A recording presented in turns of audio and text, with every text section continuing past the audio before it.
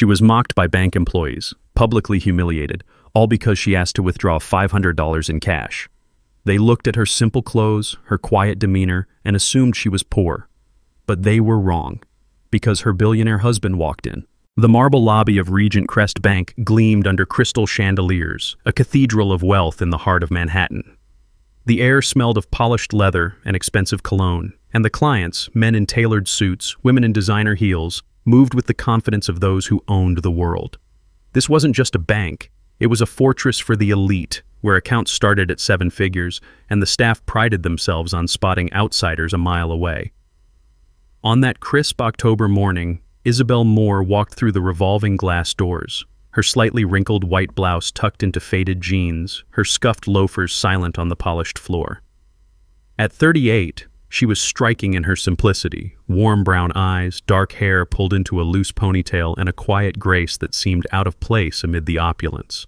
In her hand was a plain canvas tote, holding nothing but a wallet and a folded withdrawal slip. The security guard, a burly man named Vince, with a buzz cut and a smirk, clocked her the second she stepped inside. His eyes raked over her outfit, lingering on the absence of jewelry or a designer bag.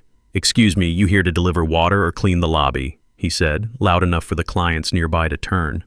A woman in a fur-trimmed coat snickered, her diamond earrings catching the light. Isabel's lips curved into a faint, patient smile. "I'm a client," she said, her voice soft but clear, like a breeze cutting through smog. She moved toward the teller line, ignoring the whispers that followed. The teller, Marissa, a sharp-featured woman in a crisp blazer, stood behind a mahogany counter, her manicured nails tapping impatiently. She glanced at Isabel, her eyes narrowing as if sizing up an intruder. "Ma'am, the ATM is outside," she said, her tone dripping with fake sweetness. "This area is for actual account holders."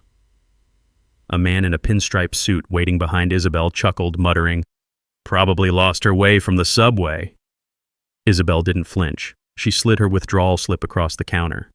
"I'd like to withdraw $500 in cash, please," she said, her voice steady. Marissa's laugh was sharp, like glass breaking. $500? We don't handle spare change at this window.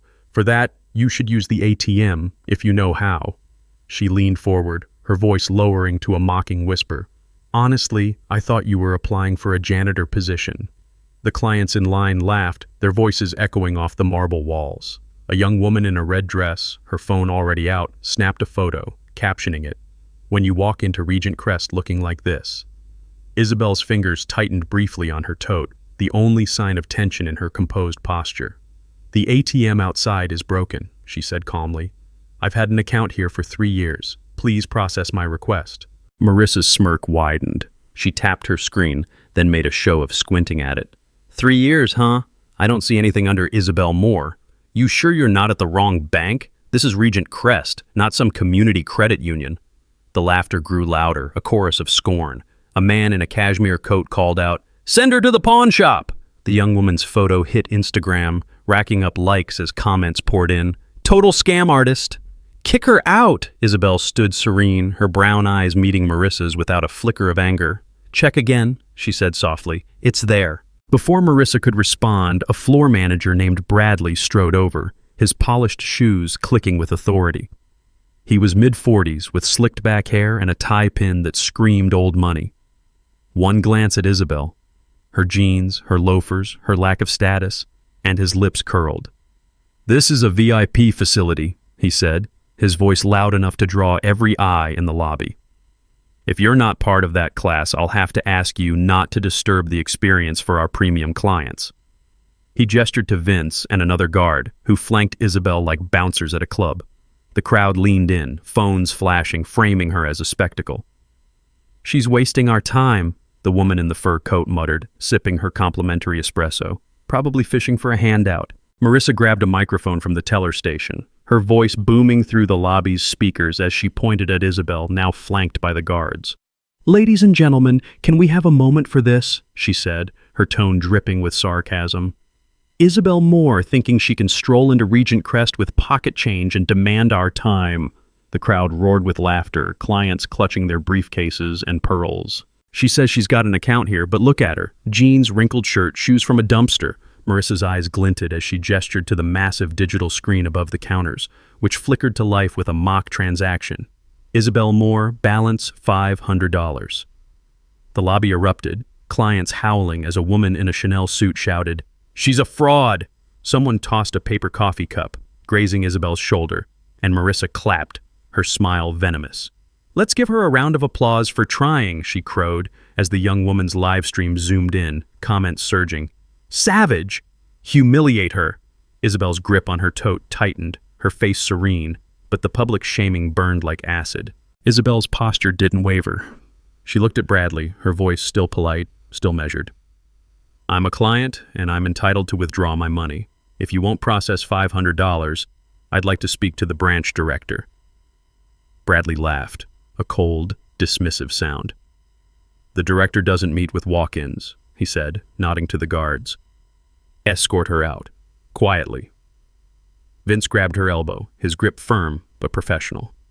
"Let's go, ma'am," he said, steering her toward the doors. The crowd's whispers turned to jeers. "What a joke," the man in the cashmere coat said, loud enough for Isabel to hear.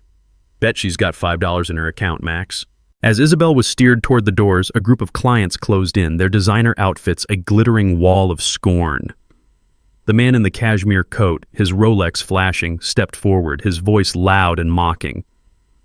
"Hey, sweetheart, you think $500 buys you a seat at this table? This bank's for winners, not charity cases." His wife, in an emerald green dress, flicked her manicured nails at Isabel's tote. "What's in there, food stamps? Bet she's here to beg." A tech bro in a velvet blazer, his phone filming, chimed in, "Yo, this is going viral. Broke girl tries to bank with the big dogs." The crowd laughed, their voices a vicious chorus, as a woman in stilettos accidentally bumped Isabel, knocking her tote to the floor.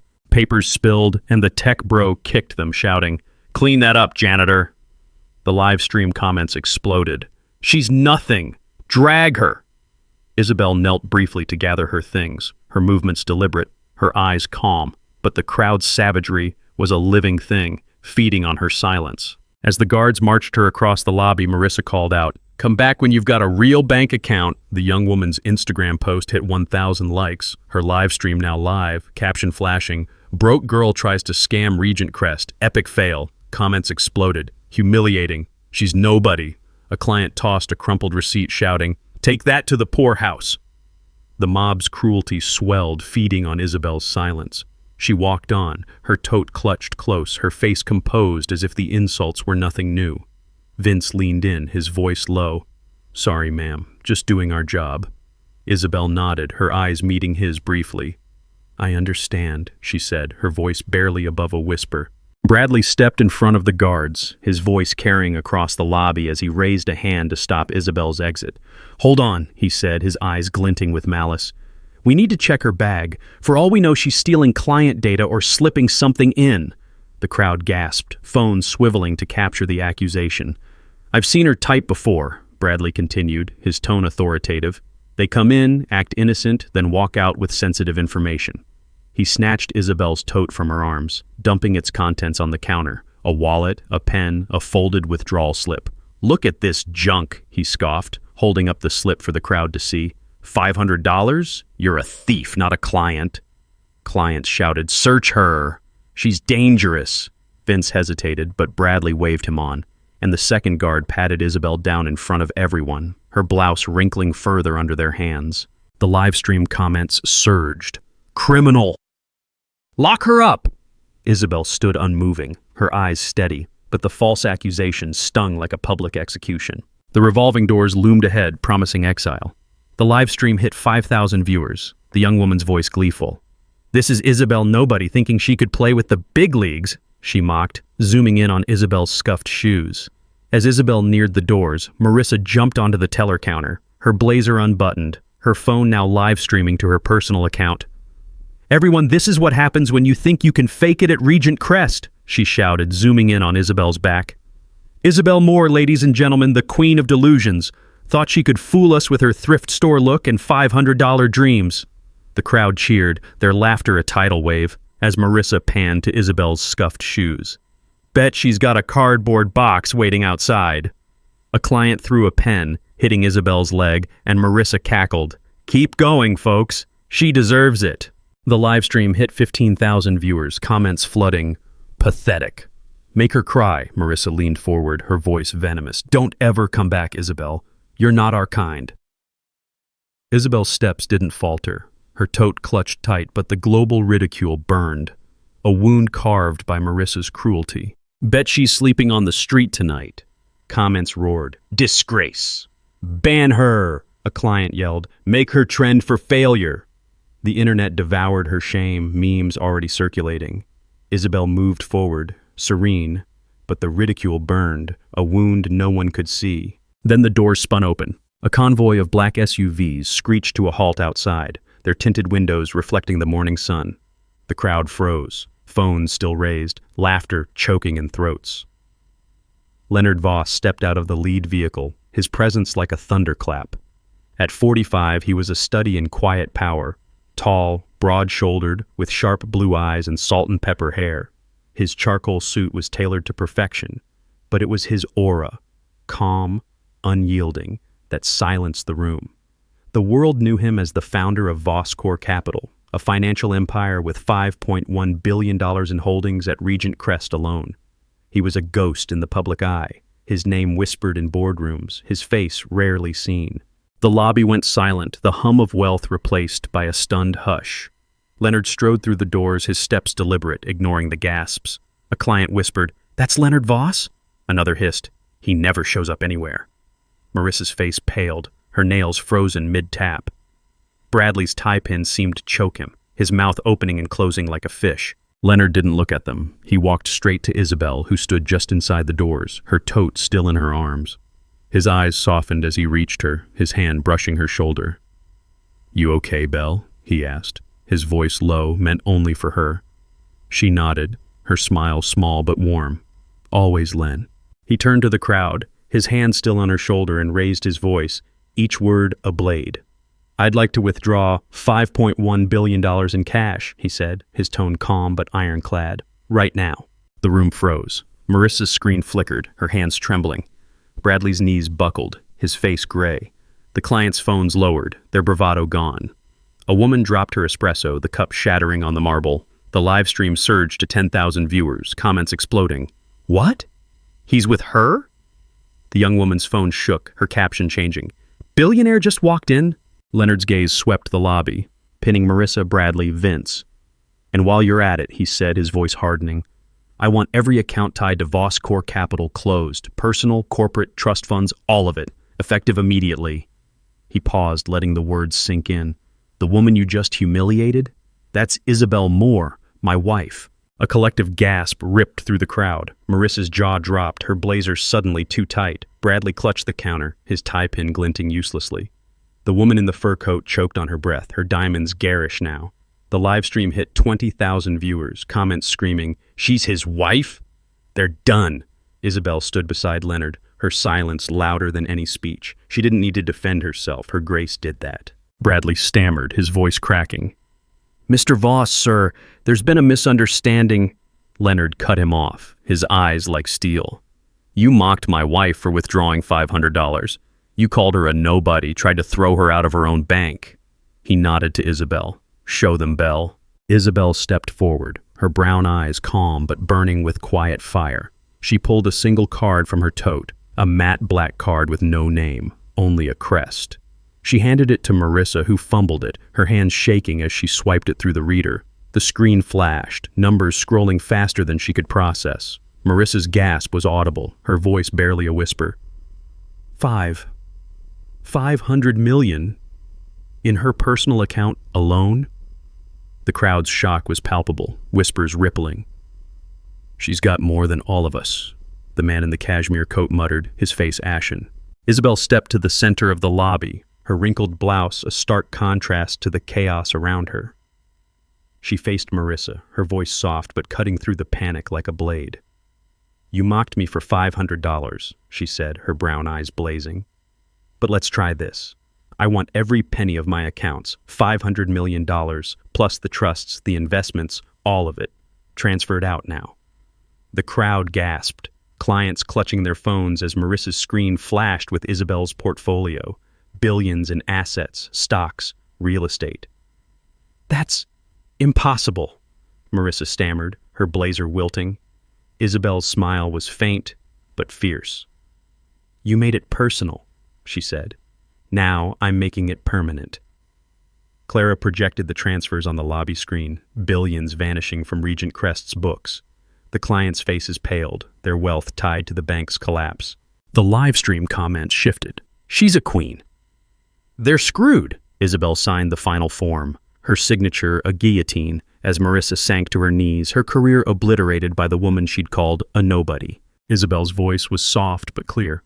"If you won't process $500 because it's too small," she said, "then I'd like to withdraw $500 million immediately."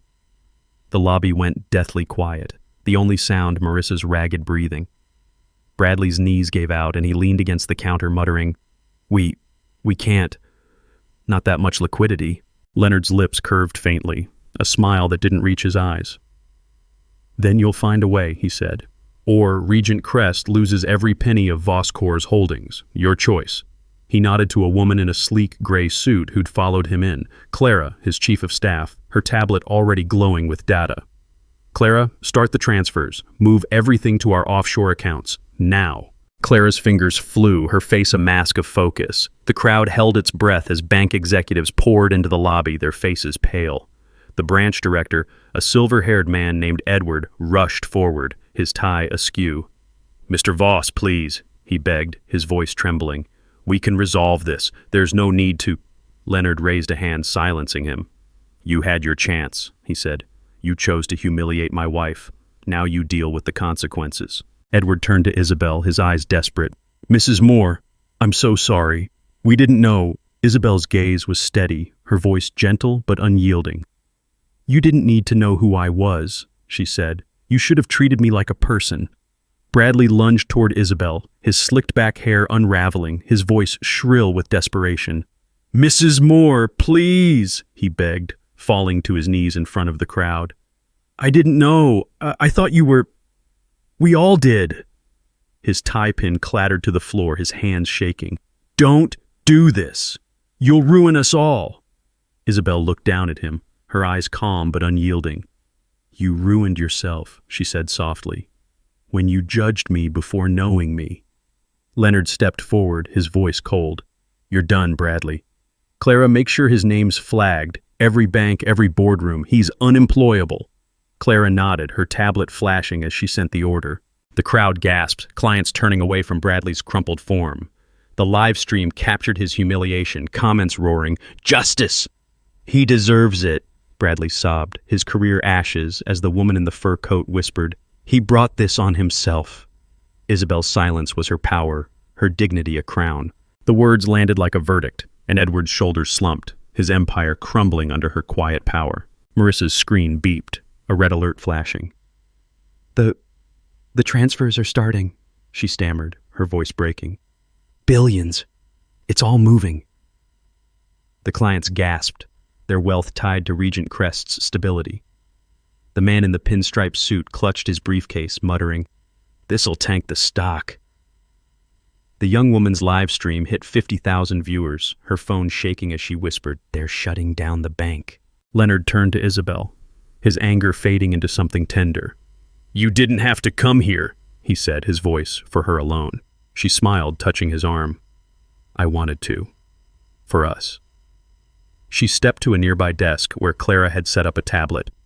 Isabel signed the withdrawal forms, her signature steady, her wrinkled blouse a stark contrast to the billions at her command.